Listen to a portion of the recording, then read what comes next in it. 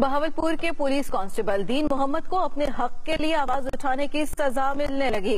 पहले धौंस धमकी, फिर पेटी भाइयों के हाथों ठुकाई और अब झूठा पर्चा काटकर हवालात में बंद कर दिया गया। 7 माह से तनख्वाह की बंदिश और बीवी बच्चों की फाका कशी बर्दाश्त करने वाले पुलिस एहलकार के साथ क्या कुछ हो रहा है, जानेंगे राना ज़िशान इकबाल से।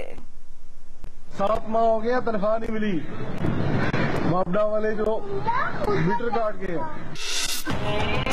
नमाज पढ़ रहा था, मस्जिद में घुस कर रहा, मुझे मारा। बहावलपुर के पुलिस कांस्टेबल को अपने हक के लिए आवाज उठाना महंगा पड़ गया। 7 माह से तनख्वाह न मिलने पर पुलिस कांस्टेबल दीन मोहम्मद के घर फाकों की नौबत आई तो बच्चों को साथ लेकर अपनी बेबसी की सारी कहानी सुना दी। मापडा वाले जो मीटर काट गए और बाहर पैसे लेके दिए, घर में राशन नहीं है। ये वीडियो सोशल मीडिया पर नशर होते ही वायरल हो गई। लाखों लोगों ने इस वीडियो को देखा और पंजाब पुलिस के फसूदा निजाम को खूब लताड़ा। पुलिस कांस्टेबल की जुर्रत पंजाब पुलिस के बड़ों को पसंद न आई। कांस्टेबल का दावा है कि उसे सबक सिखाने के लिए बेटी भाइयों ने मस्जिद में ही ठुकाई कर दी। मैं नमाज पढ़ रहा था, मस्जिद में घुस कर रहा, मुझे मारा और मेरे घर में घुस गया। मैं झूठ नहीं बोला, पूरी मस्जिद गवाही देगी। मारा किसने? तुगरुल ज़मीर ने। डीएसपी है।